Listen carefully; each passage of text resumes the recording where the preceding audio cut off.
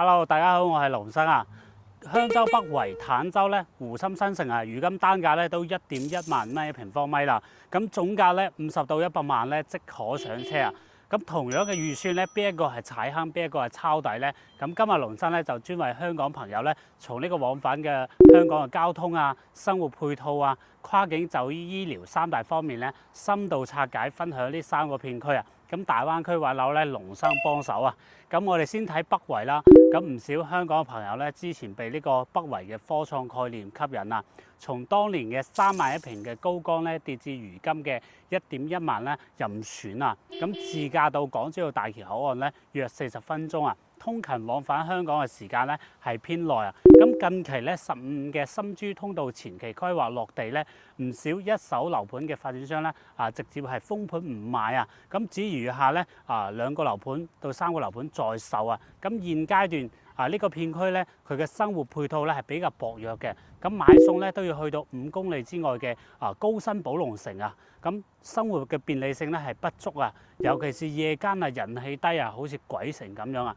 呢個片區咧規劃咧係有呢個3甲嘅醫療啊，香山醫院，但係目前咧係在建嘅，短期內咧只能依靠咧呢個外部嘅醫院啊。咁龍生咧想分享一個點啦，就樓咧我哋唔係話攞嚟住1-2年嘅，我哋將呢個時間線咧拉長到8到10年嘅週期啦。咁其實龍生認為咧，北圍嘅科創概念咧喺呢個深珠通道落地咗之後咧，係3個片區當中咧未來咧最有可能迎嚟爆發嘅一個片區啊！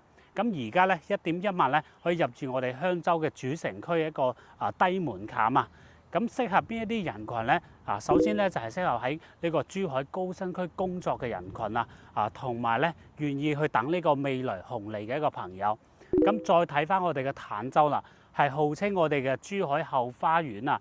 咁呢幾年咧，憑藉著咧珠海近咧同埋港澳朋友嘅購買力支撐咧，佢將自己發展熱起身啦。咁100萬樓下咧都難買呢個優質嘅單位啊！咁優勢咧就係揸車到港珠澳大橋口岸咧，僅需要25分鐘啊！返香港咧係最便捷嘅，而且咧係煙火氣息足啊！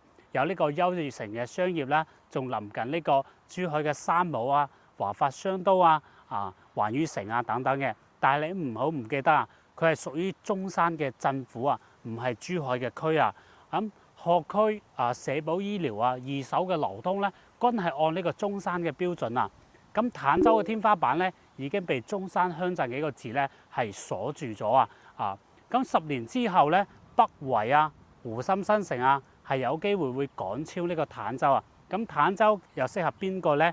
首先咧就係喺珠海上班高頻往返香港想享受當下生活配套嘅一個朋友啊！最後睇翻我哋嘅湖心新城啦。咁大家都話啦，離呢個珠海市區30公里太遠啦，郊區感重啊！但係佢真係一文不值咩？咁佢而家咧90萬咧就可以入手一個大會所嘅小高層嘅品質項目啊！有一啲咧甚至可以買到家門口咧就係校網嘅好項目啊！對於呢個日口嘅二手流通咧係有所保障啊！但係咧佢嘅痛感咧亦都係極強啊！配套咧同埋人流咧短期內咧係不足啊！目前咧暫時只有呢個嘉禾城嘅廣場同埋呢個白藤頭嘅海鮮市場呢啲飲食圈去支撐啊！到呢個港珠澳大橋口岸咧約30分鐘啊，通勤往返香港嘅時間係中等啊！但係咧你都唔好唔記得喎，佢係珠海啊！咁珠海官方咧對於民生福利嘅重視程度咧係非常之強啊！好似為咗方便大家來往方便啦，香海大橋珠海大道下嘅海底隧道建成開通咧可以睇得出咧，官方嘅辦事效率咧係非常之高啊！仲有咧就係珠海嘅環境係比較整潔乾淨啦，綠化好啦同埋醫療方面咧有呢個專醫5院同埋金灣中心醫院呢啲3甲醫院嘅保障啊，可以享受珠海嘅社保社會福利啊。咁佢又適合邊個咧？首先咧就係重視珠海嘅環境居住，唔賭未來嘅朋友啊。係啦，咁到最後咧，我哋劃重點啦，1.1萬嘅單價預算啦。如果你想賭未來更多嘅可能性嘅話，咁就可以考慮下香洲嘅北圍啊。咁因為佢係珠海主城區板塊咧，最有機會迎嚟逆轉嘅一個板塊啊。咁坦洲咧就係、我唔考慮呢個學區啊同埋落戶啊，即係話日後嘅一啲二手市場嘅流通啊，只想享受當下配套嘅一個坦洲咧，佢就係首選啊！咁湖心新城咧就係呢3個片區當中咧兜底穩穩住住嘅一個珠海樓啊！以上咧就係龍生咧對呢3個片區一個分享啦。對呢3個片區感興趣嘅朋友咧歡迎評論區咧或者係 WhatsApp 咧留言錄俾龍生啊！龍生咧會有更多更好嘅項目咧推薦俾大家。OK， 我哋今集內容嘅分享就咁多啦，多謝大家一個收睇啊！